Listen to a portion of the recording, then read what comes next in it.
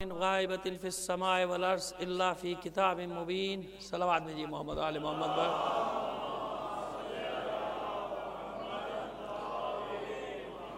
عزیزان محترم، اس خمسہ مجالس کی پہلی مجلس سے آپ سے درخواست کروں گا جن مرحومین کے نام لیے گئے ان کے لیے، اپنے تمام مرحومین کے لیے، خاص طور پر شہدائے ملت جعفریہ کی سال ثواب کے لیے ایک سورہ فاتحہ پڑھ کر بخش دیجیے گا. بسم اللہ.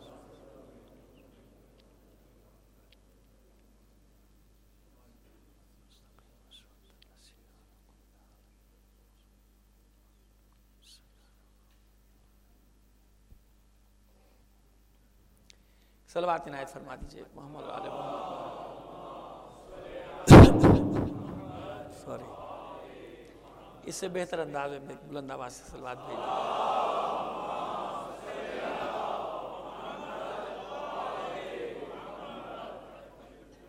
وما من غائبۃ فی السماء والارض الا فی کتاب مبین. آسمانوں اور زمین میں کوئی ایسی پوشیدہ چیز نہیں ہے جو کتاب مبین میں، اس روشن کتاب میں نہ ہو. یہ اس کا لفظی ترجمہ. کوئی شے، وما من غائبۃ، جو کچھ بھی پوشیدہ ہے آسمانوں میں، جو کچھ بھی پوشیدہ ہے زمین میں، وہ سب کا سب موجود ہے. الا فی کتاب مبین، سوائے اس کے اور کچھ نہیں کہ وہ سب کتاب مبین میں، اس روشن کتاب میں، واضح کتاب میں موجود ہے. یہ آیت ہے سورہ نمل کی 75ویں آیت. انشاءاللہ کوشش کریں گے کہ کچھ کتاب اور امام کا جو تعلق ہے، جو رشتہ ہے، اگرچہ کہ موضوع پہ آپ سنتے چلے آ رہے ہیں، صدیاں گزر گئیں اسی موضوع پہ بات ہو رہی ہے، لیکن انسان جب گفتگو کرتا ہے، کوشش کرتا ہے، کوئی نہ کوئی گوشے، پہلو نئے نکل آتے ہیں. یہی اعجاز ہے دونوں کے تعلق کا. یہ رشتہ قرآن و اہل بیت جو ہے، اس کا اعجاز یہی ہے کہ جتنی آپ گفتگو کرتے چلے جائیں گے اتنے ہی نئے نئے گوشے، نئے نئے پہلو. ہاں، بس تفسیر بالرائے نہ ہو، اپنی مرضی کا دخل نہ ہو اس میں. یہ ہوتا ہے کہ نئے نئے گوشے سامنے آتے ہیں، پہلو سامنے آتے ہیں. بس یہ کیا ہے؟ جو کچھ بھی آسمان میں پوشیدہ ہے، جو کچھ بھی زمین میں پوشیدہ ہے، یہ کتاب مبین میں ہے، قرآن مجید میں موجود ہے. فرمایا گیا کہ اہل بیت کے بارے میں فرمایا گیا، ارشاد ہوا کہ فالقرآن عقلہم، قرآن ہی ان کی عقل ہے. وعقلہم القرآن، قرآن ان کی عقل ہے اور ان کی عقل ہی قرآن ہے. یہ ایک کلیہ ہے. اس کلیہ کا مطلب یہ ہے کہ اہل بیت علیہ السلام کا کوئی قول فعل قرآن سے ہٹ کر نہیں ہے. یعنی سیرت بھی قرآن کے سائے میں ہے. جو آپ افعال انجام دے رہے ہیں معصومین علیہ السلام، وہ افعال بھی تفسیر قرآن ہی ہیں. اس طرح ایک دوسرے کے مبین ہیں، یعنی ایک دوسرے کو بیان کرنے والے ہیں، ایک دوسرے کے مفسر ہیں. والقرآن عقلہم، قرآن ان کی عقل ہے. وعقلہم القرآن، اور انہی کی عقل قرآن ہے. یعنی جو کچھ قرآن میں ہے، قرآن جو بیان کرتا ہے، وہ سب کا سب اہل بیت کے پاس ہے. جو کچھ اہل بیت انجام دے رہے ہیں وہ سب قرآن کے سائے میں. ابھی کلیہ بتا رہے ہیں، تفصیل و تشریح میں جائیں گے، بیان کرتے چلے جائیں گے. انشاءاللہ کوشش کریں گے ایک طالب علم کی حیثیت سے کوئی نہ کوئی مطلب بیان کیا جائے. کیوں میرا مولا فرماتے ہیں کہ انا کتاب اللہ ہے، انا کتاب اللہ الناطق وہذا کتاب اللہ الصامت. میں قرآن ناطق ہوں اور یہ قرآن صامت. میں نطق جو کرتا ہوں وہ قرآن ہے. اس کا مطلب یہ ہے انا کتاب اللہ الناطق، میں اللہ کی وہ کتاب ہوں جو نطق کر رہی ہے، جو بول رہی ہے. یعنی میں جو بھی بات کر رہا ہوں، جو گفتگو کر رہا ہوں، وہ قرآن سے ہٹ کر نہیں ہے. اب یہ سمجھ لیجئے کہ ہم جو بھی جملہ ادا کر رہے ہیں اس کے پیچھے سوالات ہیں جو آپ کے ذہن میں بھی آ رہے ہیں، اوروں کے ذہن میں بھی آئیں گے. اسی لیے سوالات پیدا کرنے جا رہے ہیں کہ سوالات پیدا ہو جائیں گے تو پھر جوابات دینے کا لطف ہمیں بھی آئے گا، آپ کو سننے کا بھی آئے گا. ابھی جو ہم کلیہ پیش کر رہے ہیں، ابھی دلائل نہیں دے رہے، ابھی تو یہ دعوے ہیں کہ مولا فرماتے ہیں کہ انا کتاب اللہ ناطق، میں نطق کرنے والی کتاب ہوں، میں کتاب ہوں جو نطق کرتی ہے. وہذا کتاب اللہ الصامت، اور یہ وہ کتاب ہے جو خاموش ہے، یعنی تحریر ہے، یہ بولتی نہیں، میں بولتا ہوں. بس جب ہم اس قول کو اور اس قول کو ملائیں گے تو بہرحال ایک نتیجہ نکل کر سامنے آتا ہے کہ جو بھی گفتگو، جو میں نے پہلے عرض کیا کہ جو بھی گفتگو فرماتے ہیں معصوم، جو بھی گفتگو معصوم ہند فرماتے ہیں، وہ سب کی سب قرآن کے سانچے میں ڈھلی ہوئی ہوتی ہے. یعنی جو بھی فعل انجام دے، جو بھی گفتگو کریں گے، وہ ناطق، یعنی قرآن بولتا ہے ہمارے ذریعے سے، قرآن گفتگو کرتا ہے ہمارے ذریعے سے. ہم جو کرتے چلے جائیں، ہم جو کہتے چلے جائیں، وہی تفسیر قرآن ہے. وہی قرآن، یعنی بولتا ہوا قرآن ہمارے اعمال ہے، ہمارے افعال ہے، ہماری سیرت ہے. ہم جو بھی انجام دے رہے ہیں، یہ سب بولتا ہوا قرآن، یعنی قرآن کی تفسیر ہو رہی ہے. قرآن سے ہٹ کر ہم کچھ بھی نہیں. یہ کلیہ یاد رکھا جائے کہ قرآن جو کچھ بھی ہے وہ سارا کا سارا کائنات میں جو کچھ بھی پوشیدہ ہے وہ سب کا سب اس قرآن مجید میں موجود ہے. آئیے ایک دو اور روایات، مقدمہ بن جائے گا صحیح تو پھر کتاب پڑھنے کا لطف آئے گا. یا بنیاد اچھی پڑ جائے، مضبوط پڑ جائے گی تو عمارت اچھی بنتی چلی جائے گی. جناب ام سلمہ یعنی ام المومنین جناب ام سلمہ علیہ السلام فرماتی ہے، ایک صلوات بھیجیے محمد و آل محمد پر. فرماتی ہے ذرا سے اختلاف کے ساتھ، یعنی لفظی اختلاف کے ساتھ، مفہوم یہی ہے جو بیان کر رہا ہوں، لفظی اختلاف کے ساتھ یہ حدیث بہت ساری جگہوں پہ ہماری طبرانی نے بھی، اور یہ جو کتابیں ہمارے پاس ہیں ان کی بات کریں کہ ان میں سب میں یہ سیاہ میں سے بھی کچھ میں یہ موجود ہے، جسے حدیث ثقلین کتاب اللہ و عترتی اہل بیتی، یہ بھی اصل میں وہی حدیث ہے مگر الفاظ بدل گئے. اس لیے میں نے کہا لفظوں کی تھوڑی سے تغیر کے ساتھ سیاہ ستہ سے لے کر جو سیاہ میں نہیں ہے کتابیں جیسے معجم طبرانی وغیرہ، اس میں بھی یہ روایت موجود ہے. جناب ام سلمہ فرماتی ہیں کہ جب رخصت کا وقت، یعنی آخری وقت آیا، پیغمبر کے پردہ فرمانے کا وقت آیا، تو آپ کا حجرہ صحابہ سے بھرا ہوا تھا.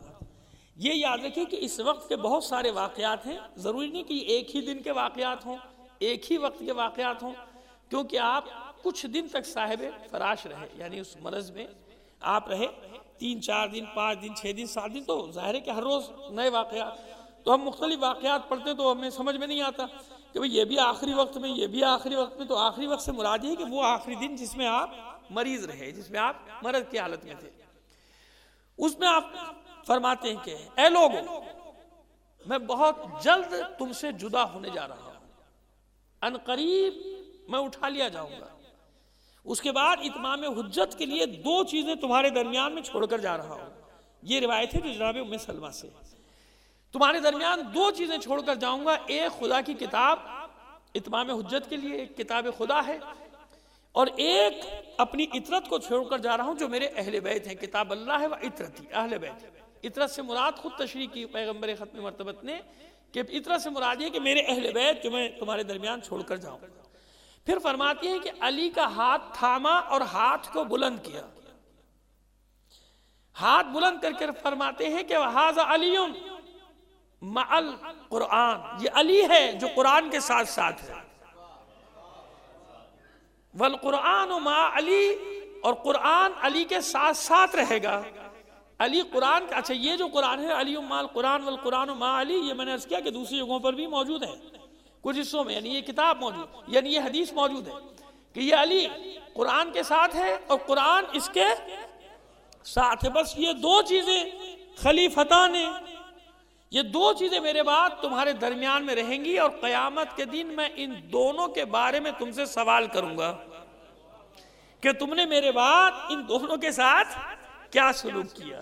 یہ نہ سمجھے گا کہ اہل بیت مظلوم ہے، قرآن بھی مظلوم ہے اور اہل بیت بھی مظلوم ہے. ان کی مظلومیت ہم بیان کر دیں گے انشاءاللہ جب مجالس آگے بڑھیں گے. تو مظلومیت کے مظلوم ہے، دونوں مظلوم، دونوں کے ساتھ امت نے کیا کیا بتایا کہ میں ان دونوں کے بارے میں تم سے قیامت کے دن سوال کروں گا. قرآن کے بارے میں بھی سوال کروں گا اور اہل بیت کے بارے میں بھی، علی کے بارے میں بھی تم سے سوال کروں گا، اپنے اہل بیت کے بارے میں بھی تم سے سوال کروں گا قیامت کے دن. یہ دونوں کبھی جدا نہیں ہوں گے. اس حدیث میں یہ لفظ بھی کہ دونوں کبھی جدا نہیں ہوں گے. لن یفترقا حتی یرد علی الحوض، یہ دونوں ساتھ ساتھ رہیں گے، اور ان دونوں کے بارے میں تم سے پوچھوں گا قیامت کے دن، پوچھوں گا قرآن کے بارے میں بھی اور اہل بیت کے بارے میں. آئیے اب پھر وہاں پر لے کے چلیں آپ کو کیا مراد ہے. وَمَا مِنْ غَائِبَةٍ فِي السَّمَاءِ وَالْأَرْضِ إِلَّا فِي كِتَابٍ مُبِينٍ، کوئی شے ایسی نہیں آسمانوں میں اور زمین میں پوشیدہ کہ جس کا ذکر ہم نے قرآن مجید میں نہ کر دیا ہو، جس کو اپنے قرآن مجید میں جمع نہ کر دیا ہو۔ ایک اور روایت امام موسیٰ کاظم علیہ السلام سے، میں نے اس لیے عرض کر رہا ہوں کہ وہ تفسیر بالرائے سے بچنے کے لیے اس لیے سلسلہ روایات کو آگے بڑھا رہا ہوں تاکہ بات ایک حد تک روایات کے ذریعے سے پہنچ جائے، پھر اپنے مدعا کو بیان کریں گے۔ آپ نے فرمایا کہ اللہ نے فرمایا، خدا نے اپنی کتاب میں ارشاد فرمایا کہ کوئی چیز آسمانوں اور زمین میں پوشیدہ نہیں، اسی آیت کی تلاوت فرمائی، وَمَا مِنْ غَائِبَةٍ فِي السَّمَاءِ وَالْأَرْضِ إِلَّا فِي كِتَابٍ مُبِينٍ، کہ کوئی شے پوشیدہ نہیں مگر یہ کہ اس کو ہم نے قرآن مجید میں کتاب میں رکھ دیا۔ پھر فرماتے ہیں ساتھ امام باب الحوائج، فرماؤ، پھر اس کے بعد فرماتے ہیں، پھر اس آیت کی تلاوت فرماتے ہیں، اور پھر اللہ نے فرمایا ثُمَّ أَوْرَثْنَا الْكِتَابَ الَّذِينَ اصْطَفَيْنَا مِنْ عِبَادِنَا، اور پھر ہم نے اس کتاب کا وارث بنایا اپنے مصطفیٰ بندوں کو، اپنے چنے ہوئے بندوں کو، اپنے اختیار کیے ہوئے بندوں کو۔ ان دو آیت کی تلاوت فرما کے آپ تلاوت کرنے کے بعد فرماتے ہیں کہ بس اب سمجھ لو کہ جو کچھ بھی قرآن مجید میں موجود ہے اس کا وارث وہ ہے وہ اس کے پاس ہے جو کتاب کا وارث ہے۔ کتاب میں جو کچھ بھی ہے وہ وارث کے پاس ہے۔ وارث کون نے کہا؟ ہم، نحن اہل البیت، ہم اہل بیت وہ وارث ہیں جن کے پاس کتاب کا سارا علم موجود ہے، کچھ نہیں، تھوڑا سا نہیں۔ اب اور ایک قدم اور آگے بڑھاتا ہوں آپ کو۔ اب آئیے امام جعفر صادق علیہ السلام کی حدیث، سیڑھی چل لیں، بصائر الدرجات میں یہ روایت، اور بھی جگہ ہوگی لیکن میں یہ حوالہ دے رہا ہوں بصائر الدرجات کا، اور بھی جگہوں پر ہے۔ فرماتے کہ ہم اہل بیت جو کچھ بھی آسمانوں میں ہے اور جو کچھ بھی زمین میں ہے وہ سب جانتا، بلکہ بعض جگہ تو میں کا لفظ ہے کہ میں جانتا ہوں جو کچھ آسمانوں میں ہے، میں جانتا ہوں جو کچھ زمین میں ہے، میں جانتا ہوں جو کچھ جنت میں ہے، میں جانتا ہوں جو کچھ جہنم میں ہے، میں جانتا ہوں جو کچھ گزر چکا، میں جانتا ہوں جو کچھ ہونے والا ہے۔ روایت ختم نہیں ہوئی، یہاں تک جب آپ فرماتے ہیں تو لوگوں پہ یہ گراں گزرتا ہے، جو لوگ سامنے بیٹھے ان کو ذرا یہ بھاری محسوس ہوا، یہ کیا بات آپ نے فرمائی کہ جو کچھ آسمانوں میں میں جانتا ہوں، جو کچھ زمین میں میں جانتا ہوں، جو کچھ جنت جہنم میں میں جانتا ہوں، جو کچھ گزر چکا وہ بھی جانتا ہوں، جو کچھ آنے والا ہے وہ بھی جانتا ہوں۔ تو امام نے محسوس کیا کہ لوگوں نے اس بات کو ہضم نہیں کیا، ہر زمانے میں ایسے لوگ ہوتے ہیں کہ یہ بات لوگوں سے ہضم نہیں ہو رہی، تو امام نے کچھ دیر صبر کیا، توقف کیا، اور کچھ دیر صبر کرنے کے بعد فرماتے کہ یہ اس لیے جانتا ہوں، یہ میں نے کہاں سے جانا؟ فرماتے کہ سب میں نے کتاب خدا کے ذریعے سے جانا، جس میں پروردگار عالم ارشاد فرماتا ہے کہ تبیانا لکل شیء، یہ کتاب ہر شے کا بیان کرنے والی ہے۔ جب کسی کو علم نہ دینا تھا تو ہر شے کا علم کتاب میں رکھا ہی کیوں؟ سوال اب یہ آ گیا نا، اتنے خشک مقدمے کے بعد سوال یہ نکلا کہ 3-4 جگہ پروردگار عالم نے ارشاد فرمایا نا، ایک جگہ تھوڑی، لا رطب ولا یابس الا فی کتاب مبین، کوئی خشک و تر ایسا نہیں کہ جو قرآن میں کتاب مبین میں موجود نہ ہو۔ وما من غائبۃ فی السماء والارض الا فی کتاب مبین، کوئی آسمان و زمین میں پوشیدہ چیز ایسی نہیں جو کتاب میں نہ ہو۔ اور بالتبیانا لکل شیء، 3 مختلف آیات، 3 مختلف مقامات، اور کوئی متشابہ تو نہیں ہے کہ کوئی آ کے دعویٰ کر دے کہ متشابہ آیت ہے، متشابہ تو نہیں ہے، محکم آیات میں سے کہ جو کچھ بھی آسمان و زمین میں سب ہم نے اس کتاب مبین میں رکھ دیا۔ مالک جب سب کا علم دینا نہیں تھا تو علم رکھا کیوں؟ اب سمجھ میں آ رہا ہے کہ اورثنا کتاب کا کیا مطلب ہے؟ اسی لیے وضاحت کی کہ ہر ایک کے پاس یہ علم ہو یا نہ ہو، مگر جو کتاب کا وارث ہوگا اس پر لازم ہے یا اس کے لیے لازم ہے کہ جو وارث کتاب ہو اس کے پاس ضرور سارا علم ہونا چاہیے۔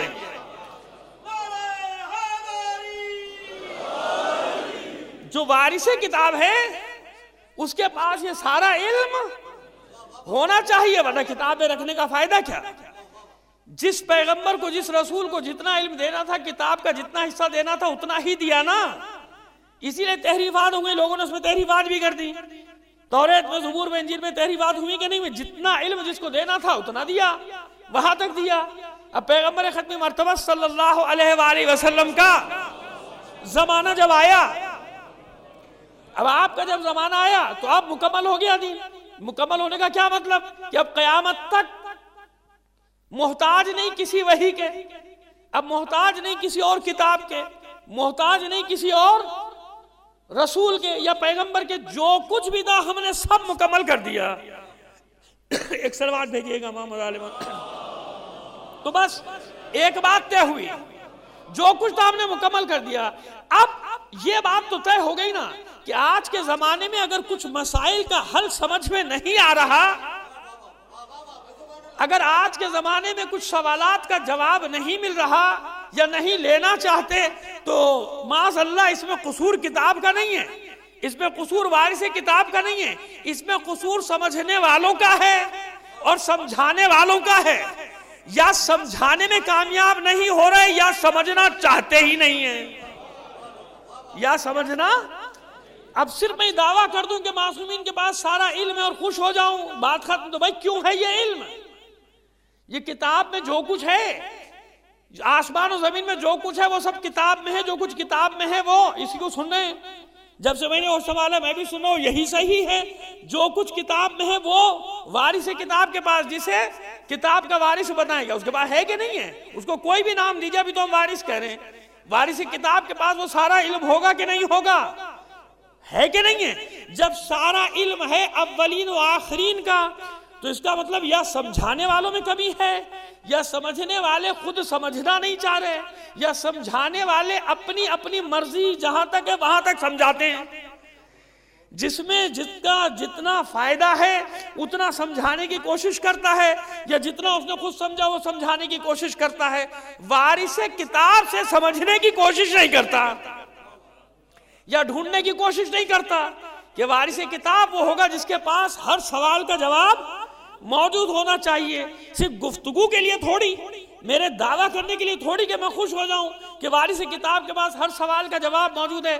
یعنی قیامت تک جو سوالات، جو مسائل، جو حالات درپیش ہونے ہیں، ان سب کے مسائل کا حل، ان سارے مسائل کا حل، ان ساری پریشانیوں کا حل، ان ساری مشکلات کا حل، ان سارے ابتلاءات جن میں مبتلا ہوگا انسان، اس سب کا حل اس وارث کتاب کے پاس ہونا چاہیے یا نہیں؟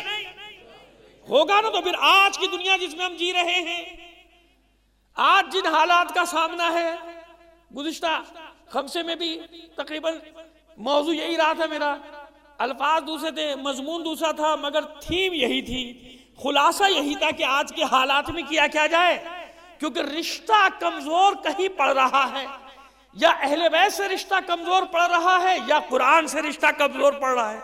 اس لیے مسائل کا حل سجھائی نہیں دے رہا۔ ہر آدمی اپنے اپنے انداز میں مسائل کو دیکھنے کی کوشش کر رہا ہے اور سمجھنے کی کوشش کر رہا ہے، اور دوسروں کو سمجھانے کی بھی کوشش کرتا ہے۔ تو جب ہر آدمی سمجھانے والا بن جائے گا تو سمجھنے والے کہاں سے آئیں گے میرے بھائی؟ ہمیں تو اب تک سمجھانے والے مل رہے ہیں، سمجھنے والا کوئی نہیں مل رہا۔ ایک صلوات بھیجیے محمد آل محمد پر۔ ہر آدمی اپنے نقطۂ نگاہ سے دیکھ رہا ہے مسائل کو، جو جس کی سمجھ میں آ رہا ہے ویسا بیچارہ اپنے طور پہ حل بتانے کی۔ میں کوئی خدا نہ کرے ان مخلص لوگوں کے لیے، آپ جیسے میرے بھائی، اور میں بھی ظاہر میری اوقات ہی کیا، میں تو معمولی سا طالب علم ہوں، لیکن آپ خود سوچئے نا کہ ظاہر ہے تو اپنی جگہ مخلص، لیکن ایک بات سمجھ میں نہیں آ رہی کہ ہم سب سمجھانے والے ہو گئے تو سمجھنے والے کہاں سے آئیں گے بھائی؟ کیونکہ ہم تو سمجھا رہے ہیں کہ یہ کرو، ہر آدمی کہہ رہا ہے یہ کرو، وہ آدمی کہہ رہا ہے وہ کرو، وہ آدمی کہہ رہا ہے وہ کرو، جس کی جو سمجھ میں آ رہا ہے وہ کر رہا ہے۔ تو بس پہلے مسائل کی جڑ تو تلاش کرو کہ مسائل کی جڑ ہے کہاں۔ جب مسائل کی جڑ سمجھ میں آئے گی تو بات واضح ہو جائے گی کہ ان کا حل کیا ہے۔ ایک بات تو طے ہے، ایک انفرادی امتحان ہوتا ہے، ایک اجتماعی، یہ یاد رکھیے گا باتوں۔ یہ رشتہ جب کمزور پڑنے لگتا ہے قرآن و اہل بیت سے، انسان الجھ جاتا ہے۔ رشتے کو مضبوط کرے گا، مضبوط رکھے گا، کبھی پریشان نہیں ہوگا، اور مسائل کا حل بھی سامنے ہوگا۔ حالات کتنے ہی بدترین کیوں نہ ہو جائے، اس کی استقامت میں کوئی کمی نہیں آتی ہے۔ اور آپ دیکھ رہے ہیں ہر دور میں ایسے لوگ موجود ہوتے ہیں کہ جو حالات میں ثابت قدم رہتے ہیں، انہیں کوئی پرواہ نہیں حالات کی۔ حالات کیسے ہو جائے، وہ جانتے ہیں کہ اکیلے کھڑے رہنا پڑے اکیلے کھڑے رہیں گے، کوئی مسئلہ نہیں، میدان میں اکیلے رہ گے، کوئی ساتھ دینے والا نہ دے ساتھ، کوئی فرق نہیں پڑتا، کیونکہ وہ جانتا ہے کہ ان حالات سے، ان مصائب سے، ان بھٹی سے اس کو گزرنا پڑے گا۔ ایک ہوتا ہے انفرادی امتحان۔ ہم پریشان کیوں ہو جاتے ہیں؟ ہم پریشان اس لیے ہو جاتے ہیں کہ ہماری عمر محدود ہے، 60 70 80 90 100 چلے گئے تو استثناءات میں، ایکسٹیپشنل کیس ہو جائے گا نا پھر تو وہ استثنائی، تو یہی ہے نا ایوریج 70 72 75 80 بہت تیر مار لیا تو یہی ہے۔ آپ کو لاکھوں میں کروڑوں میں کوئی 2-4 کی عمر زیادہ ہو تو وہ استثناء کہلاتا ہے، عموماً معمولاً تو یہی ہے نا عمریں سب کی۔ یہ عمر ہماری عمر ہے محدود، ہم اسی عمر کو بہت سمجھتے ہیں۔ ہمیں جب سمجھ میں آتا ہے، جب آخری وقت آتا ہے کہ دنیا تھی کیا، ابھی تو آنکھ کھولی تھی میں نے، ختم ہو گئی۔ جب تک وہ آخری وقت نہیں آتا سمجھتا ہے دنیا بہت بڑی، زندگی بھی مجھے بہت گزارنی ہے زندگی، کیونکہ اس کی زندگی محدود ہے۔ اس کو جب پتا چلتا ہے، جب اسے بڑھاپا طاری ہو جاتا ہے، بزرگ لوگوں سے پوچھئے کہ بھئی زندگی کیا ہے، کہیں گے ابھی تو آنکھ کھلی تھی، ابھی تو بچپن تھا۔ چند لمحوں میں پوری زندگی ذہن میں فلم چل جاتی کہ نہیں چل جاتی؟ 55 سال 56 سال کا ہو گیا، سب گزر گیا، اور آگے والی عمر کتنی بڑی لگ رہی ہے اس کو کہ اگلا سال ابھی آئے گا۔ ارے بابا 60 سال گزر گئے تجھے پتہ نہیں چلا، اگلا 1 سال بھی ایسے ہی چلا جائے گا، اگلے 10 سال بھی ایسے ہی چلے جائیں گے، جو پیچھے گزر گئے وہ کہاں پتہ چلے۔ 55 56 سال گزر گئے نا، کتنی جلدی گزر گئے، دادا بن گئے، نانا بن گئے، اب آگے والے دنوں کو پھر بھی سمجھ رہا ہے کہ ابھی بہت باقی ہے، کچھ بھی نہیں باقی۔ بس جب زندگی محدود ہے، عمر محدود ہے، تو چاہتا ہے کہ نتیجہ میرے سامنے آ جائے، نتیجہ میرے سامنے آ جائے۔ یہ ظلم ہو رہا ہے، یہ زیادتی ہو رہی ہے، لہذا آخر کیوں مشیت اپنا قہر ظالموں پہ نازل نہیں کر رہی ہے؟ آخر کیوں ظالموں کے ہاتھ نہیں کٹ رہے؟ آخر کیوں یہ مظلوم پستا ہی چلا جا رہا ہے؟ انفرادی امتحان الگ ہے۔ انفرادی امتحان کیا ہے؟ بیماری، غربت، امارت، یہ جتنے زندگی میں صبح شام آپ کو امتحانات پیش آتے ہیں، گھریلو جھگڑوں سے لے کر خاندانی جھگڑوں تک، اور خاندانی جھگڑوں سے لے کر تجارتی جھگڑوں تک، تجارتی جھگڑوں سے لے کر دفتروں کے جھگڑوں تک، یہ کیا ہے؟ یہ انفرادی امتحانات جس میں صبح شام انسان مبتلا رہتا ہے۔ غریب ہو تو غریبی سے امتحان ہے، امیر ہو تو امیری سے وہ زیادہ سخت امتحان ہے، لیکن خیر اب وہ الگ بحث ہے، اس بحث میں نہیں جانا چاہتے۔ انفرادی امتحان یہ آپ کے ذات کے ساتھ ہے، اس کا تعلق ہے آپ کے ساتھ۔ اجتماعی امتحان قوموں کا ہوتا ہے۔ جب قوموں کا امتحان ہوتا ہے تو فرد کی عمر کے حساب سے نہیں ہوتا، 50 60 اور 70 سال کا نہیں ہوتا۔ تاریخ بشریت پڑھ لیجئے، مثالیں دیں گے جب موقع ملے گا۔ جب قوموں کو اللہ نے امتحان میں ڈالا تو صدیوں تک امتحان میں ڈالا، یعنی نسلوں پہ نسلیں گزرتی چلی گئیں، نسلوں پہ نسلیں گزرتی چلی گئیں، امتحان ختم نہیں ہوا۔ اب آئیے سورہ بقرہ کی 214ویں آیت، ایک صلوات عنایت فرمائیے محمد آل محمد پر۔ آئیے ارشاد رب العزت ہوا، ام حسبتم ان تدخلوا الجنۃ ولما یاتکم مثل الذین خلوا من قبلکم مستهم الباساء والضراء وزلزلوا حتی یقول الرسول والذین آمنوا معه متی نصر اللہ الا ان نصر اللہ قریب۔ کیا تم نے یہ گمان کر لیا کہ جنت میں جانا بڑا آسان ہے؟ ویسے ہمارا تو یہی خیال ہے، مگر قرآن مجید ایسے نہیں کہہ رہا۔ ایک صلوات فرمائیے۔ اب وہ ہمارا خیال کچھ بھی ہوا کرے، ہمارے خیالات سے کیا ہوتا ہے؟ قرآن مجید یہ ارشاد فرما رہا ہے، پروردگار عالم یہ ارشاد فرما رہا ہے، ام حسبتم ان تدخلوا الجنۃ، کیا تم نے گمان کر لیا کہ جنت میں جانا بہت آسان ہے؟ شرط کیا بتائی جنت میں جانے کی؟ وَلَمَّا يَأْتِكُمْ مَثَلُ الَّذِينَ خَلَوْا مِنْ قَبْلِكُمْ، جبکہ ابھی تک تم پر وہ مصیبتیں آئی ہی نہیں یا تم پر وہ گزرا ہی نہیں جو تم سے قبل والوں پر گزر چکا۔ ایک شرط بتائی کہ ہو نہیں سکتا کہ بغیر آزمائش کے تمہیں کوئی اگلا مقام مل جائے، کسی اور اعلیٰ درجے میں چلے جاؤ۔ ابھی مثالیں دیں گے اس کی۔ بس وَلَمَّا يَأْتِكُمْ مَثَلُ الَّذِينَ خَلَوْا مِنْ قَبْلِكُمْ، ابھی تک تم تک وہ آیا ہی نہیں جو تم سے قبل والوں پر آیا تھا۔ کیا آیا تھا ان پر؟ مَسَّتْهُمُ الْبَأْسَاءُ وَالضَّرَّاءُ وَزُلْزِلُوا، مصیبتوں نے، بلاؤں نے، ہر قسم کی بھوک، خوف، سب نے، یہاں تک کہ زلزلوں نے ان کو ہلا ڈالا. مستهم الباساء والضراء وزلزلوا حتی یقول الرسول والذین آمنوا معه، یہاں تک کہ رسول اور جو ایمان لائے تھے وہ پکار اٹھے اللہ کی بارگاہ میں، متی نصر اللہ، مالک تیری مدد کب آئے گی، اللہ تیری نصرت کب آئے گی، الا ان نصر اللہ قریب، آگاہ ہو جاؤ اللہ کی مدد پہنچنے والی ہے. اب یہ کس سے کہا جا رہا ہے؟ نبی اور امت سے. اب میں ایک مثال دیتا ہوں. جناب نوح علیہ السلام، آپ کی نبوت کا جو سن و سال ہے وہ ہے 950 سال. پیغمبری کی عمر، اصل عمر کیا ہے اس میں بحث ہے کہ 1000 سال کے تھے کہ 1200 سال کے جتنے، مجھے اس بحث میں نہیں پڑھنا چاہتا. قرآن مجید نے جو نبوت کی عمر بتائی وہ کتنی بتائی؟ 900. آپ کیا سمجھتے ہو اس زمانے میں سب کی اتنی ہی عمریں ہوتی تھی؟ ایسا تو نہیں تھا. پڑھ لیجئے، ایسا تو نہیں تھا. نسلوں پہ نسلیں ختم ہوتی گئی اور وعدے پر زندہ تھے کہ اللہ کا عذاب آئے گا ان پہ، اللہ کا عذاب آئے گا. جو ایمان نہیں لا رہے، ایک نسل ختم ہوتی تھی، مایوس ہو جاتی تھی، ایمان سے پھر جاتی تھی. جناب نوح کا قصص انبیاء میں تفصیلات پڑھ لیجئے گا. وہ ظاہر ہے کہ پڑھنے میں میرا وقت نکل جائے گا، اشارے کرتا ہوا جا رہا ہوں کہ ایک نسل ختم ہو جاتی تھی، دوسری نسل پیدا، اس سے وعدہ بھئی آئے گا، اللہ کا عذاب آئے گا ان پہ. وہ ختم ہو گیا، کیا بابا 100 سال ہو گئے، 150 سال ہو گئے، آتے ہی نہیں عذاب. پھر 150 سال ہو گئے، آتے ہی نہیں عذاب. تو آپ کو معلوم ہے نا کہ 950 سال کی محنتوں کا ثمر کتنا تھا. کتنے آدمی تھے کشتی نوح میں سوار ہونے والے؟ 37.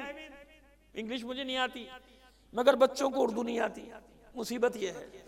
اس لیے ایک صاحب نے کہا تھا کہ جب عادات بتایا کریں اردو کے تو ساتھ میں انگلش کے، تو مجھے تھوڑے سے یاد کرنے پڑ گئے عادت، کیونکہ بچوں کو اردو نہیں آتی. اردو ہے بالکل ایک گھٹیا زبان، انگلش ہے بڑی اعلیٰ. وہ چینیوں کو بھی نہیں آتی، جاپانیوں، کسی بھی غیر مہذب قوم کو یہ زبان نہیں آتی انگلش. نہ جاپانیوں کو، نہ چینیوں کو، نہ فرانسیسیوں کو، نہ جرمنوں کو، نہ ایٹیلینس کو، نہ اسپینش کو، نہ کوریا کو، نہ ایران کو. سب جاہل ہیں. جتنی بھی قوموں کے نام میں نے لیے سب جاہل ہیں، کیونکہ ان میں سے کسی کو بھی انگلش نہیں آتی. ہم بڑے قابل ہیں اور ترقی یافتہ بھی ہیں. دیکھ لیجئے. صلوات بھیجئے محمد آل محمد پر. خیر، یہ تو جملہ معترضہ تھا. جتنی بھی زبانیں یاد کرو کمال ہے. سمجھ گئے آپ؟ زبانوں کی مخالفت نہیں ہوتی. بات یہ ہوتی کہ کس زبان میں ترقی کر سکتے ہو اس زبان میں بچوں کو پڑھاؤ. یہ بات میں کر رہا ہوں. زبانوں کے مخالف نہیں. جتنی بھی زبانیں یاد کرو کمال ہے. 4 زبانیں، 5 زبانیں، 6 زبانیں، 7 زبانیں. 7 زبان شاعر تھے سچل سرمست، شاعر 7 زبان کہلاتے تھے. بات ہو رہی مگر 37 ابھی کہاں چلی گئی بات. 37 آدمی کشتی میں سوار ہوئے جناب، اور زیادہ سے زیادہ 80 کم سے کم 37 اور زیادہ سے زیادہ 80. اب بتائیے 950 سال کی زحمتوں، مشقتوں، محنتوں کا ثمر کتنے مومن. تو اس سے پتا چلا نا کہ لوگ ہٹ جاتے تھے، پھر جاتے تھے، چلے جاتے تھے کہ بھائی وعدہ پورا ہو ہی نہیں رہا، وعدہ پورا ہو ہی نہیں رہا. تو اب آپ دیکھیے کہ کیا فرق ہے ان امتوں میں. انتظار سب نے کیا، اللہ کا وعدہ سب سے تھا، بنی اسرائیل سے بھی. 800 سال بنی اسرائیل کا امتحان. کتنے 100 سال؟ 800 سے. کیونکہ قوم کا امتحان ہے نا بھائی، فرد کا نہیں ہے. فرد کا امتحان وہ زندگی تک ہے. قوموں کا امتحان صدیوں کا اللہ نے لیا. اور 2 مثالیں دے رہا ہوں، پڑھتا چلا جاؤں گا ورنہ. تو جناب موسیٰ کی قوم کا امتحان بنی اسرائیل کا کتنے 100 سال؟ 8 صدیاں.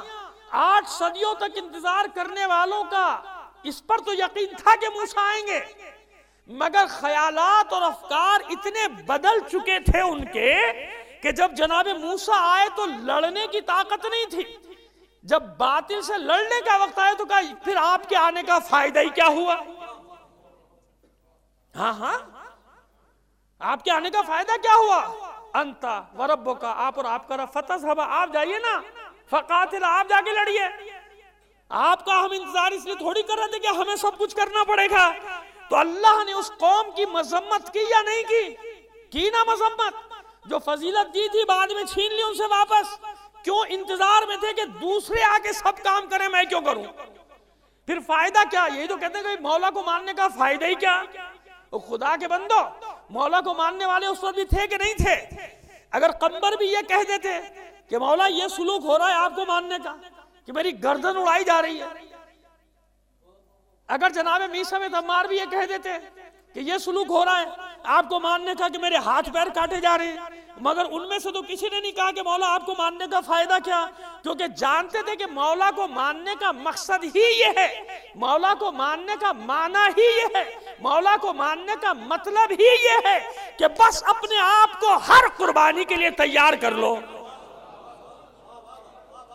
سمجھ میں آ رہی ہے بات ہماری؟ بہت آسانی سے ایک مطلب پہنچانے کی کوشش کر رہے ہیں آپ تک۔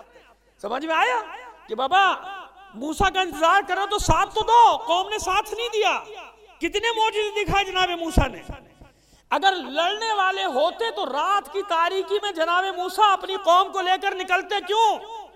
آگے آگے جناب موسیٰ کی قوم، جناب موسیٰ ساتھ، اور پیچھے پیچھے فرعون کا لشکر ہے کہ نہیں ایسا؟ جبھی تو نیل میں راستہ بنایا، کیونکہ لڑنے والے نہیں تھے۔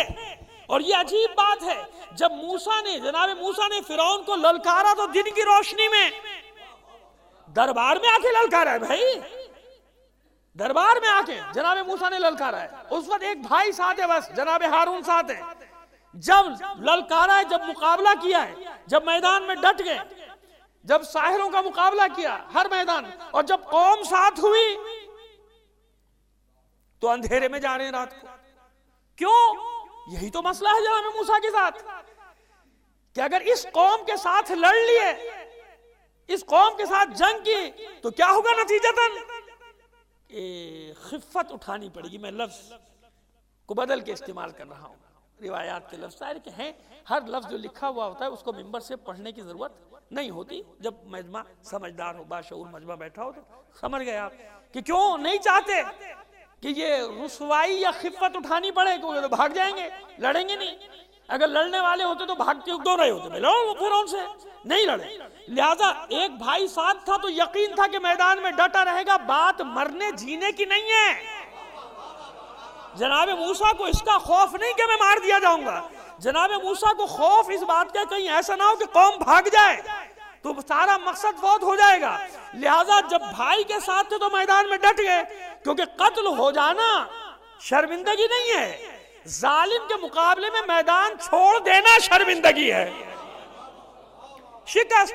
لہذا خاموشی سے چلو ہجرت کر جاؤ، ہجرت کا نام دے دیا اس کو کہ چلو بھائی ہجرت کرو، سرزمین موعود پر چلے۔ لہذا کیا ہوا؟ 8 صدیوں تک انتظار کے بعد قوم انتظار تو کرتی رہی، مگر اپنے خیالی رسول کا، جو ان کے خیال نے تراشا تھا نا جناب موسیٰ کا پیکر، کیسا ہوگا، آئے گا سب کچھ کر لے گا، اپنے ہاتھ سے سب کچھ کر لے گا، ہمیں کچھ نہیں کرنا پڑے گا۔ آسمان سے کھانا مانگا، جناب موسیٰ نے وہ بھی دیا، اچھا بھائی یہ بھی لو، یہ بھی کھاؤ، مگر لڑو تو صحیح دشمن سے۔ اب جنگ کا وقت آیا، کہتے ہم کیوں لڑیں، آپ کاہے کے لیے آئے ہیں، معاذ اللہ آپ کس لیے آئے ہیں، ہمیں ہی لڑنا تھا تو آپ کے آنے کا کیا فائدہ ہوا؟ بس عزیزو اس فرق کو یاد رکھا۔ میں کیوں مثالیں دے رہا ہوں، آپ کو بدل تھوڑی کر رہا، میں تو آپ کو حوصلہ دے رہا ہوں، آپ کو خوشخبری سنا رہا ہوں، آپ کو بشارت دے رہا ہوں۔ خدا نہ کرے اس سینس میں بشارت نہیں دے رہا کہ میں مجھ پر کوئی الہام ہوتا ہے، اس سینس بلکہ خبر دینا چاہتا ہوں کہ کتنا فرق ہے۔ جناب نوح کی قوم 950 سال میں مرتے چلے گئے، اور جو باقی بچے تھے دین سے پھر جاتے تھے۔ 37 آدمی بچے ایمان لانے والے، جو ایمان پر باقی تھے اس وقت کتنے؟ 37 یا 80، چلو 80 بھی گن لو تو کتنے بھائی؟ 950 سال، سالانہ 10 بھی تو نہیں بنے، 8.5 بنتے ہیں، 9 بھی نہیں بنتے، 8.5 آدمی اگر 80 بھی لگا لو۔ اب آپ مجھے بتائیے اب یہ اتنا 100 سال میں 8 یا 9 آدمی ایمان لا رہے ہیں۔ جناب موسیٰ کی قوم کا یہ حشر ہوا کہ جناب 800 سال میں نظریات پراگندہ ہو گئے، مقاومت نہیں کر سکے، استقامت نہیں کر سکے۔ یہ مثالیں کیوں دی گئی؟ کسی قوم کے لیے مثال دی گئی کہ صدیاں گزر جائیں، 1000 سال گزر جائیں، 1400 سال گزر جائیں، نہیں 14000 سال بھی گزر جائیں، ان کے اس یقین میں فرق نہیں آئے گا کہ وہ آنے والا ضرور آئے گا۔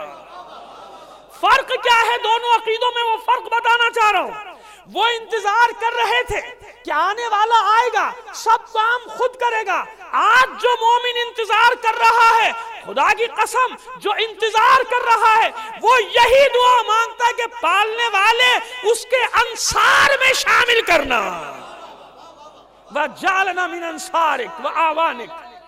یا آپ سمجھ رہے ہوں گے میں کوئی طنز کرنے جا رہا ہوں آپ پہ، میں آپ پہ کوئی چوٹ کرنے جا رہا ہوں. نہیں، ہم میں اور ان میں فرق ہے. ہم میں کون لوگ ہیں جو یہ دعا کرتے ہیں؟ صرف یہ نہیں کہتے عجل علی ظہورک کہ آپ کے ظہور میں تاجیل ہو، آپ کا جلدی ظہور ہو. نہیں، بلکہ کیا دعا کرتے ہیں؟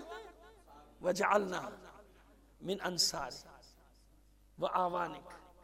پالنے والے ہمیں اس کے آوان اور انصار. آوان و انصار کسے کہتے ہیں بھائی؟ مدد کرنے والے. اس لیے امام زمانے کے سپاہی کی اصطلاح پہلے کسی قوم میں نہیں تھی. اس کو سمجھانا چاہ رہے ہیں آپ اپنے مقام کو تو سمجھیے. آپ اپنے مقام کو جانیں گے تو خود پتہ چل جائے گا کہ یہ مصیبتیں کیوں ہیں اور یہ پوری دنیا کا اتحاد کیوں ہے. یہ ساری باطل قوتیں ایک جگہ جمع کیوں ہو رہی ہیں آپ کے خلاف؟ تو بابا جس سے خطرہ ہوگا اسی کے خلاف جمع ہوں گے نا. جس سے خطرہ ہے وہی تو، کیونکہ جانتے ہیں کہ ایک ہی قوم ہے جو صرف انتظار نہیں کر رہی بلکہ یہ دعا کر رہی ہے اور یہ جانتی ہے کہ ہمیں اس کی فوج میں شامل ہونا ہے، ہمیں اس کے انصار میں شامل ہونا ہے. اور یہاں تک عقیدہ ہے کہ ہم رہیں نہ رہیں اپنے وجود پر تو شک ہو سکتا ہے کہ ہوں کہ نہیں. کبھی کبھی ہوتا نا، انسان کہتا ہے خواب تو نہیں دیکھ رہا. جاگتے میں کبھی ایسا واقعہ ہو جاتا ہے نا، بہت ہی اچھا یا بہت ہی برا، کہ جی چاہتا ہے خواب ہو. اتنا برا واقعہ ہوتا ہے کہ نہیں ہے؟ تو شک کرتا ہے کہ بھئی خواب تو نہیں ہے کہیں، یہ میں خواب تو نہیں دیکھ رہا، ایسا تو نہیں. لیکن اس میں بھی آپ کو بتا دیں کہ اپنے وجود پر شک کر سکتا ہے، مگر کبھی لمحے بھر کے لیے آپ کو اپنے امام کے وجود میں شک ہوا ہے؟ کوئی قوم دنیا کی ایسی کہ اپنے وجود میں تو شک کر سکتی مگر اپنے امام کے وجود میں نہیں؟ اور کس کا انتظار کر رہی ہے؟ جانتی ہے یہ قوم کہ وہ آنے، اور یہ سبھی قومیں جانتی ہیں انتظار تو سبھی کر رہے ہیں کسی نہ کسی صورت میں. وہ انتظار پہ پڑھ چکے مشرع خمسہ کئی جگہوں پہ پڑھ دیا، تو وہ انتظار تو سبھی کر رہے ہیں. لیکن یہ انتظار کرنے والی قوم ایسی نہیں کہ اس کا عقیدہ یہ ہو کہ وہ آ کے سب خود ٹھیک کرے گا. نہیں، بلکہ یہ بھی ایک صلوات اور بھیج دیجئے.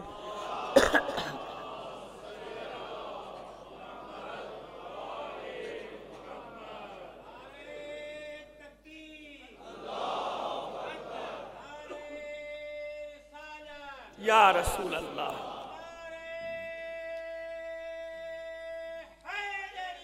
یا اللہ. ایک ہوتا ہے صرف انتظار کرنا، نہیں صرف انتظار نہیں ہے. یہاں تو ہر لب پر یہ دعا ہے، بس سمجھ لے دعا کرتے وقت کہ میں کیا دعا کر رہا ہوں. بات اتنی سے سمجھانے کی اسے کہ تم جو دعا مانگ رہے ہو اس کو سمجھو تو صحیح. کیا کہہ رہے ہو؟ یہ دعا مانگ رہے ہیں پروردگار ہمیں اس کے آوان و انصار میں سے قرار دے دے، ہمیں اس کا مددگار. آوان اون کی جمع ہے نا، مدد کی جمع، مدد کرنے والا. انصار، قرآن مجید میں انصار کو کیا مقام دیا گیا؟ نحن انصار اللہ. جناب عیسیٰ کے حواریوں کے لیے لفظ استعمال ہوا تھا نا، اور امام رضا علیہ السلام نے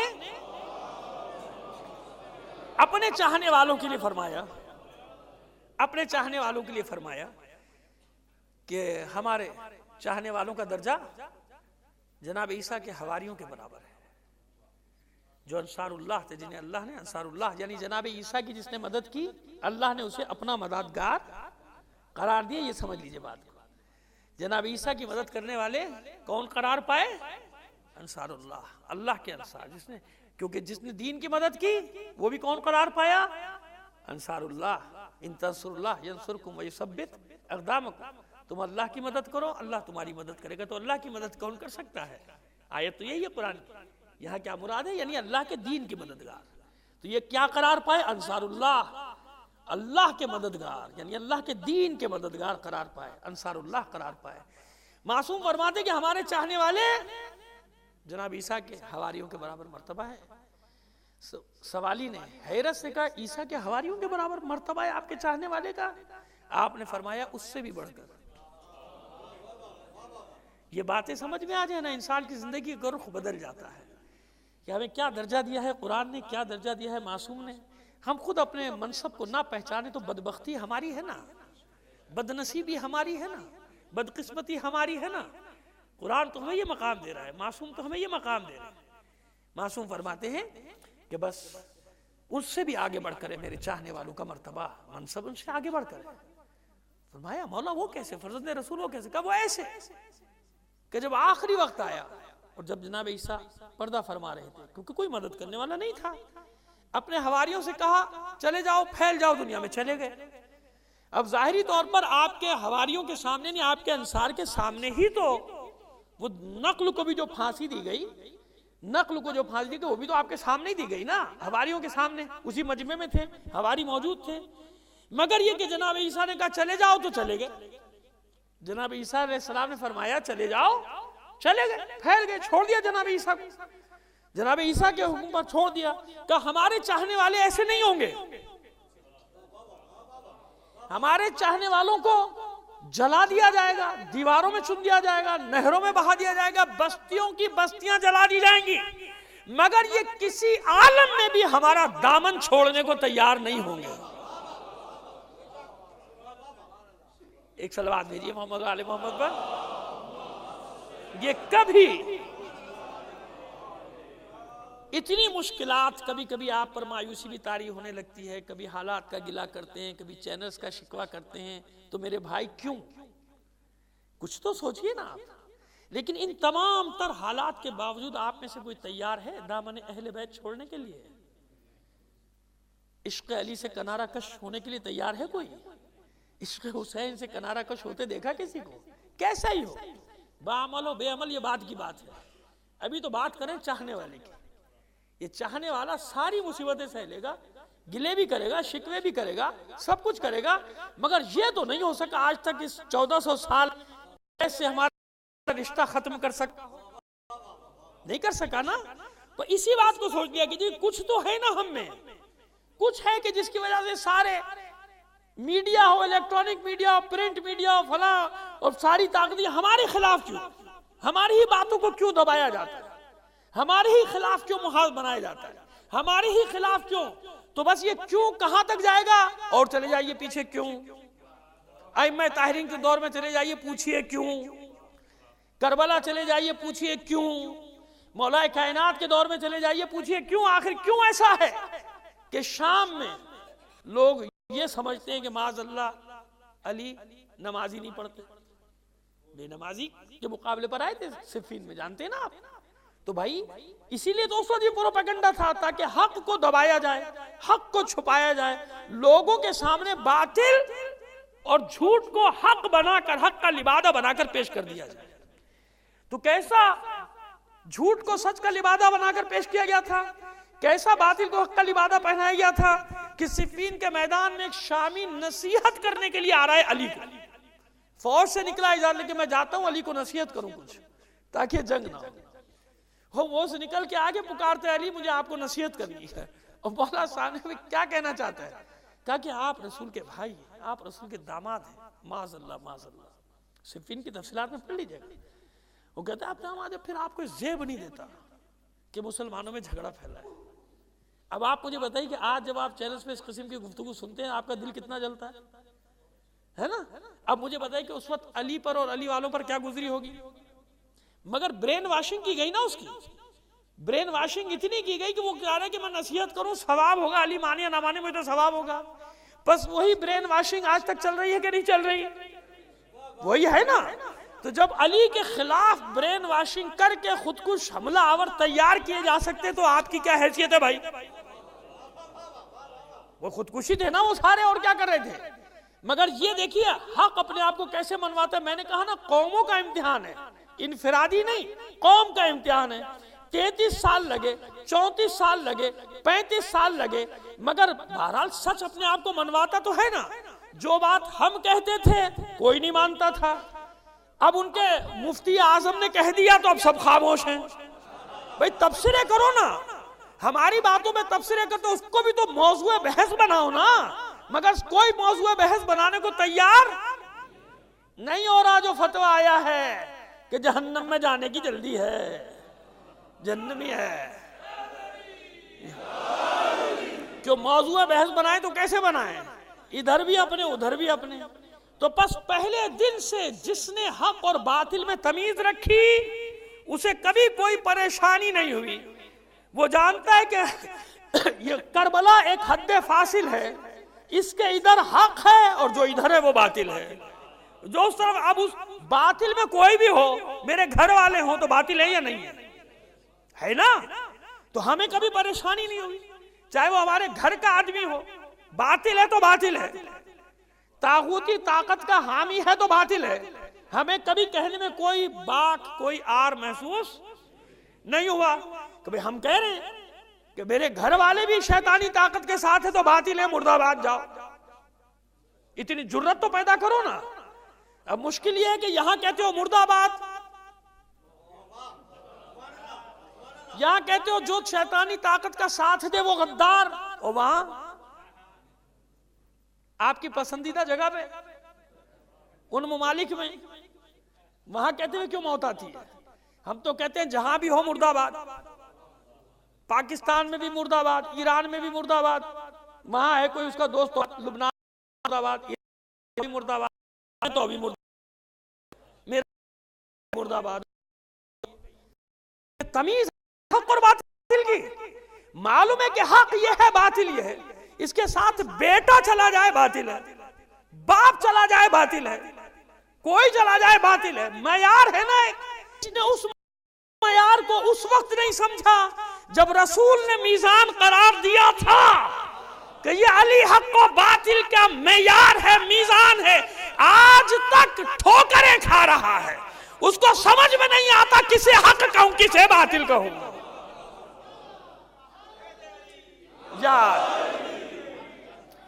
اب جب فتویٰ آیا تو سب کے تالے لگے ہوئے منہ میں. بڑی بڑی مذہبی جماعتوں کے رہنما جو چلا رہے تھے کون شہید ہے کون شہید نہیں، اب تبصرہ نہیں کر، اب کرو نا تبصرے بھائی، موضوع بحث بناؤ نا فتوے کو. ہمیں تو پہلے پتا تھا، مگر یہ کہ اب سب کو خاموشی کے تالے لگ گئے. اب موضوع تو اس سے پتا چلا نا آپ کو کہ حق اور باطل کا معیار کیا ہے. تو بابا اسی لیے تو دشمن بنتے ہیں دنیا، اسی لیے تو مقابلے پر آتی ہے. مسئلہ شیعہ سنی کا تھوڑی ہے، نہیں ہے. آپ نے ابھی اس سانحے میں نہیں دیکھا عاشور کو پیش آنے والے میں کس طرح اہل سنت کے جید علماء میدان میں نکل کر آئے اور جرت مندی کے ساتھ حق کو حق کہا، باطل کو باطل کہا. اگر ایسا نہ ہوتا تو نامعلوم حالات کہاں پہنچ جاتے. ساتھ دیا کہ نہیں دیا؟ تو یہ تبدیلی تو آئی ہے نا کہ وہ جو ہمیں اکیلا کرنا چاہ رہا تھا وہ خود اکیلا ہوتا جا رہا ہے. یہ 35 سال کی قربانیوں کا نتیجہ ہے بھیا. آپ کیا سمجھ رہے ہیں اسے؟ یہ 35 سال شہداء کا خون جو بہا، یہ اس کا ثمر اب آنا شروع ہوا کہ اب لوگوں کی سمجھ میں آ رہا ہے کہ نقاب ڈال کر آنے والے اور ہیں. دونوں علماء نے اعلان کیا کہ یہ ہم میں سے نہیں ہے، ہمارا نام استعمال کرتے ہیں. ان چینلز پہ جس پہ آپ کی بات نہیں جاتی تھی انہوں نے سب باتیں کر دی کہ نہیں کر دی؟ تو یاد رکھیے اللہ کا قانون ہے، اس کا ایک طریقہ، اس کا ایک سلیقہ ہے انتقام لینے کا. اور ابھی ہوا کہاں، ابھی تو آغاز بھی نہیں ہوا. صرف مومنین کو تسلی دینے کے لیے یہ باتیں سامنے آتی کہ اطمینان رکھو اور بھی طاقتیں ہیں. ان کی سازشوں کو دشمنوں کی تم نہیں دیکھ رہے نا، تمہارے ساتھ وہ طاقتیں ہیں جو ان کی خفیہ سازشوں کو بھی دیکھ رہی ہیں. میرا ایک جملہ یاد رکھیے گا کہ شام میں جو انہوں نے فتنہ کھڑا کرنے کی کوشش کی ہے نا، اسی شام میں ان کی شام ہونے والی ہے. میں رہوں نہ رہوں، میں رہوں یا نہ رہوں، میری بات یاد رکھیے گا کہ اس شام میں ان کی شام، ان کا سورج غروب ہونے والا ہے. باتیں بہت ساری ہیں، زندگی رہی کل کریں گے، آگے لے کر چلیں گے، مگر یہ رشتہ مضبوط رکھیے. یہ رشتہ جو ہے نا اس کو مضبوط رکھنے سے کیا مراد ہے؟ میرا آ کے بیٹھ جانا کافی تھوڑی ہے. ایک دوسرے کو سمجھیے، سمجھائیے، آپس کے اختلافات سے باہر نکل جائیے. خواہ مخواہ کی بحثوں میں پڑ جاتے ہیں، مختلف قسم کی بحثیں ہم میں ڈال دی گئی تاکہ یہ اسی میں لگے رہیں. ان سے کوئی فائدہ نہیں، کیونکہ جو ہمارا مشترکہ دشمن ہے نا، اس کے لیے کوئی فرق نہیں پڑتا آپ کس طبقے سے تعلق رکھتے ہیں. آپ نے خود دیکھ لیا نا 35 سال میں کہ ہر ایک کو ایک ہی نام سے مار رہا ہے کہ یہ علی کا شیعہ ہے. ہے نا، اسی نام سے مت، پھر ہم کو اتنی سی بات سمجھ میں نہیں آتی. جو ہمارے یہاں بحث شروع کی جاتی ہے، مختلف عناوین اور مختلف موضوعات بنا دیے جاتے ہیں اور پورے اشرے پڑھ رہے ہیں آپس میں ایک دوسرے کے خلاف. یہ افسوس کا مقام ہے. یہ بڑی پلاننگ کے تحت ہو رہا ہے، یہ بڑی منصوبہ بندی کے، اگرچہ کچھ لوگ لاشعوری طور پہ اس میں شامل ہوں گے، لاشعوری طور پہ سچ اور جھوٹ سمجھ کے شامل ہوں گے، لیکن پیچھے سمجھ لیجئے کہ اس کے منصوبہ ہے، پلانٹڈ ہے سارا کام، منصوبہ بندی کے تحت ہو رہا ہے. کیونکہ جن سے خطرہ ہے انہی کو تو توڑنا ہے نا، انہی کو پراگندہ کرنا ہے، انہی کو منتشر کرنا ہے. لیکن ہوا یہ کہ یہ شام پہنچ گئے، اور آپ جانتے ہیں نا کہ شام میں کون ہے. دیکھیے، میں اس بات کو کہنے میں کوئی عار نہیں سمجھتا کہ کربلا کو اگر کسی نے بچایا ہے تو وہ شریکت الحسین ہے. میرے پاس اس کی بہت دلیل ہے. کوئی زیادہ بحث کرے گا مجھ سے تو میں اس کو سیدھا سیدھا یہ کہوں گا کہ جناب ابو طالب کو محسن اسلام کیوں کہتے ہو؟ کیوں کہتے ہو؟ محسن رسالت کیوں کہتے ہو؟ محسن رسالت ہے نا ابو طالب. بس اگر جلتے ہوئے خیموں سے زینب امامت کو نہ بچاتی تو ہے نا کربلا کی تاریخ. وقت اجازت نہیں دیتے اس لیے یہیں پہ ختم کرتے ہیں بیان کو. یہی ہے نا کربلا کی تاریخ کہ ایک خیمہ جلتا تھا، دوسرے خیمے، دوسرا خیمہ جلتا تھا، تیسرے خیمے. مقاتل میں لکھا ہے، یہی لکھا ہے کہ دیکھا ایک بی بی کو حمید بن مسلم نے کہ جب جلتے ہوئے خیمے سے نکلتی ہے پشت پہ کچھ بوجھ لا دے. کیا ہے یہ بوجھ؟ جلتے ہوئے خیموں سے امامت کو بچانے والی ذات کس کی ہے؟ یہ پشت پہ کس کا بوجھ؟ کبھی پشت پہ لاتی ہے، کبھی گود میں آغوش میں اٹھا کے لاتی. سجاد ذمہ دار حسین. اور پھر میں جب ابن زیاد نے قتل کا حکم دیا تھا سید سجاد کے، کون تھا جو سامنے آتا؟ خبردار، میرے بھتیجے تک پہنچنے کے لیے پہلے تمہیں زینب کی لاش سے گزرنا پڑے گا. کون ہے جو جگہ جگہ دفاع کرتا؟ ثانیہ زہرا کی ذات ہے نا، ثانیہ زہرا کی ذات ہے اس کربلا کو بچانے والی. تو اب مجھے بتائیے کہ کیسے، جو میں نے جملہ کہا یوں ہی تھوڑی کہہ دیا کہ شام میں ان کی شام ہونے والی، غلط جگہ چلے. زینب کی ذمہ داری صرف وہاں تک تھوڑی تھی، 61 ہجری تک، قیامت تک کے لیے زینب نے ذمہ داری لی ہے بچانے کی کربلا. کل بتائیں گے آپ کو ان جوانوں کا طرف اشارہ کریں گے جن جوانوں نے وہاں پہ حفاظت کا ذمہ لیا ہے. کب شروع ہو؟ عاشور کا سورج ڈھلتا ہے. دیکھیے، مردوں کے ساتھ لڑنا، شہید ہونا. چوتھے امام نے کیا فرمایا جب جس نے سوال کیا تھا؟ اس نے کہا کہ شام میں تو کوئی ایسا قتل ہی نہیں ہوا اور کربلا میں تو سب شہید ہو گئے. آپ نے فرمایا تو نے انصاف سے کام نہیں لیا. ایک بہادر، دلیر اور غیرت مند شخص کے لیے لڑ کر مر جانا ننگوار کا باعث نہیں ہوتا. اس کے لیے تو آر کا باعث یہ ہے، سبکی کا باعث یہ ہے کہ اس کے سامنے اس کی ماؤں بہنوں کو بے پردہ بازاروں میں لائے. تو کربلا میں سب شہید ہو گئے. حسین کا لشکر، عباس علمدار کا لشکر. مگر ہمارے استاد جملے استعمال کرتے ہیں، وہ جملے یہ ہیں کہ فرق تو دیکھو. عباس کے لشکر میں قاسم، اونو، محمد، علی اکبر، زہیر بن قین، مسلم بن اوسجا، حبیب بن مظاہر، یہ سب ہے نا. اور زینب کے لشکر میں کون ہے؟ عصر عاشور تک علمدار ہیں عباس.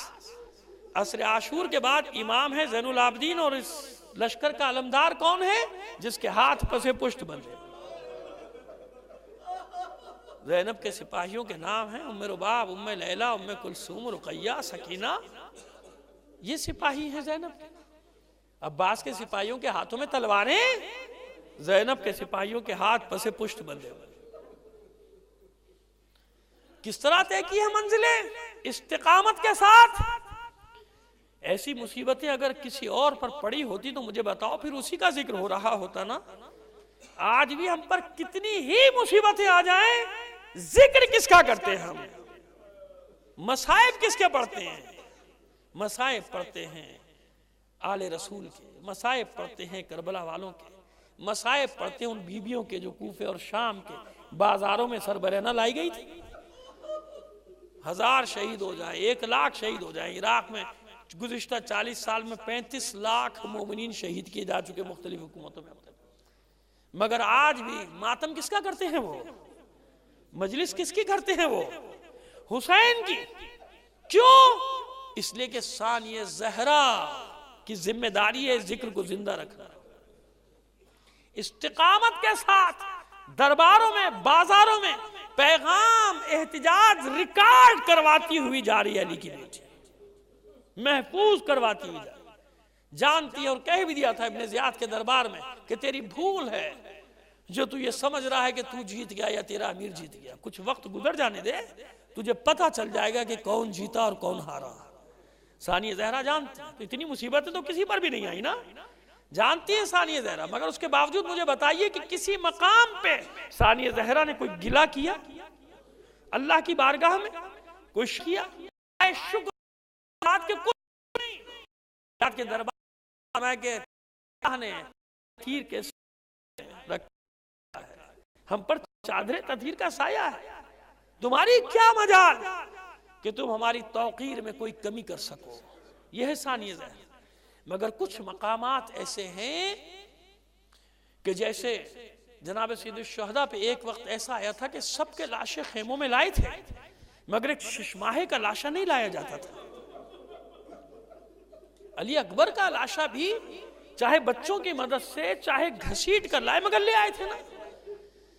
آپ صبح عاشور جو اعمال انجام دیتے ہیں، 7 قدم آگے جاتے ہیں، 7 قدم پیچھے جاتے ہیں، اور یہ کلمات آپ کی زبان پہ ہوتے ہیں، رضن بقضائہ و تسلیما لامرہ، انا للہ و انا الیہ راجعون، رضن بقضائہ و تسلیما لامرہ، یہ کس عمل کی شبیہ بناتے ہیں آپ؟ یہ وہی عمل ہے حسین کا کہ علی اصغر کے ششماہے کا لاشا ہاتھوں میں کیسے چلا جاؤں خیمے میں اس کو لے کر، یہ ہوا نا۔ یعنی ایک مقام حسین پر بھی کربلا میں ایسا آیا کہ ششماہے کا لاشا لے جانا مشکل ہے، بس ایسا ہی ایک مقام ثانیہ زہرا پر بھی آیا ہے۔ ثانیہ زہرا کے سامنے بھی وہ کب ہر مرحلہ طے کر گئی، مگر مرحلہ عید کے دربار میں داخلے کا حکم دیا گیا، بس چند جملے، وہ مرحلہ جب اس دربار میں داخلے کا حکم دیا، انکار کر دیا شہزادی ثانیہ زہرا نے، منع کر دیا، اس دربار میں زینب نہیں جائے گی۔ کیا ماحول ہے اس دربار کا، میں تو منظر کشی بھی نہیں کر سکتا، دوسرے حضرات کی کیسے ہمت ہے وہ منظر کشی کر دیتے ہیں، بس میں تو ایک ہلکا سا آپ کو منظر دکھانا چاہتا ہوں، ایک وہ بھی، تفصیل تو بہت بڑی، یہ ملعون تخت پر بیٹھا ہے نشے میں، میں اپنے لفظ استعمال کر رہا ہوں، روایت کے لفظ بہت سخت ہیں، بہت سخت ہیں روایت کے لفظ، تشت طلا میں سر حسین پڑا ہے، اور یہ ملعون ایک طلائی چھڑی سے ان لبوں پر مار رہا ہے وہ چھڑی جو لب بوسہ گاہ رسالت تھے۔ غیر مسلم سفیروں کو بلا کے بٹھایا ہوا ہے، اس لیے ثانیہ زہرا نہیں چاہتی کہ جو کچھ تم نے اپنے رسول کی آل کے ساتھ کیا اس کا تماشا غیر مسلموں کو تو نہ دکھاؤ، منع کر دیا زینب کہ اس دربار میں نہیں جاؤں۔ شمر تازیانہ لے کر آگے بڑھا، مجھے معلوم ہے کہ دربار میں کیسے جائے گی علی کی بیٹی، سید سجاد کی پشت اور تازیانوں کے وار، کہو اپنی پھوپھی سے اسی عالم میں دربار میں جانا ہے، زنجیروں کا لنگر سمیٹا عابد بیمار نے، تشریف لائے ناقے کے پاس، پھوپھی اماں اسی عالم میں یہ امتحان بھی دینا ہے، دربار میں جانا ہے، اسی عالم میں دربار میں جانا ہے۔ ثانیہ زہرا نے دیکھا اپنے بھتیجے کو، جانتی ہے نا وقت کا امام ہے، خیمے سے بھی اس وقت تک باہر نہ نکلی تھی جب تک سید سجاد نے حکم نہیں دے دیا تھا، بڑی حسرت سے کہا میرے لال تو میرے وقت کا امام ہے مگر ابھی زینب سے بد دعا کا حق تو کسی نے نہیں چھینا۔ کہتے ہیں لوگ کہ ہاتھ اٹھائے بد دعا کے لیے، میں کہتا ہوں ہاتھ کیسے اٹھائے گی ثانیہ زہرا، ہاتھ تو پسے پشت بندے ہیں، چہرہ اٹھایا تھا، نگاہیں بلند کی تھی آسمان کی طرف، آواز دی تھی ام کلثوم، ام لیلہ، ام ربا، رقیہ، سکینہ، اب میں اس قوم جفاکار کے لیے بد دعا کرتی ہوں، تم سب آمین کہنا۔ بس بد دعا کے لیے جو ہی نگاہیں آسمان کی طرف بلند کی، سامنے نوکے نیزہ پہ بھائی کے سر پہ نگاہ ٹھہر گئی، زینب، دیکھا کہ حسین کی آنکھوں سے آنسو ٹپک رہے، تڑپ کر پکاری ماں جائے، یہ بعد از شہادت کون سا ظلم ہوا کہ تیری آنکھوں سے آنسو ٹپک رہے؟ نو کے سینہ پر تلاوت کرنے والا سر گویا ہوا، بہن ساری محنت اکارت ہوئی جاتی ہے، بہن ساری محنت ضائع ہوئی جاتی ہے، یہ امتحان بھی دینا ہے، اسی عالم میں دربار میں جانا ہوگا۔ ثانیہ زہرا سر جھکائے ہوئے دربار میں داخل ہوئیں، بیبیوں نے اپنے حلقے میں لے لیا، اپنے نرغے میں لے لیا۔ اس یزید النحس نے پوچھا کیا ان میں علی کی بیٹی ہے؟ بتایا گیا کہ ہاں۔ کہا میرے سامنے لاؤ۔ فضہ سامنے آ گئی، خبردار کوئی آگے نہ بڑھنا۔ یزید نے جلاد کو حکم دیا اس کنیز کا سر قلم کر دے۔ فضہ نے دربار میں چاروں طرف نگاہیں دوڑا کہ حبشی تھے، آپ کر کیا ہوا؟ غیرتوں یزید قبیلے کی عورت کے قتل کا حکم دیتا ہے، خاموش کھڑے ہو۔ ان حبشی غلاموں نے شمشیروں کو بے نیام کیا، پہنچ گئے یزید کے سر پر، ہمارے قبیلے کی عورت ہے، اس کے قتل کا حکم واپس لے۔ گھبرا گیا یزید کہ ابھی بغاوت پھیل جائے گی، حکم واپس لیا۔ خبردار اس کنیز کو قتل نہ کرنا۔ بس ادھر جلاد واپس ہوا، ادھر ثانیہ زہرا نے رخ پھیرا مدینے کا، نانا دیکھ لیا، دیکھ لیا نانا۔ گھر کی کنیزوں کی مدد کرنے کے لیے کتنے ہی لوگوں کی غیرت جاگ اٹھی، کسی مسلمان کی غیرت نہ جاگی کہ آگے بڑھ کر کہہ دیتا میرے رسول کی بیٹیاں۔ اللہ لعنت اللہ ہے۔